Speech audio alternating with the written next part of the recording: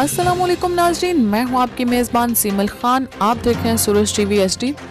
आपको खबर से आगाह करते चलें, IG पंजाब का हुक्म है वैक्सीन तमाम सरकारी अफसरान और मुलाजमीन को फौरी तौर पर लगाई जाए। SSP Sajid Hussain Khokhar, mobile scout Lahore, DSP cantt mobile force Sarwar Awan, DSP Rana Mohammad Aslam Lahore, DSP Zahid Mukhtar Nizami वगैरह ने IG इनाम गनी और CCPO लाहौर गुलाम महमूद डोगर और साजिद कियानी DIG लाहौर के हुक्म के मुताबिक कोरोना वैक्सीन फौरी तौर पर लगवाने के लिए मुलाजमीन और फ्रंट लाइन अफसरान को हदायत जारी कर दी।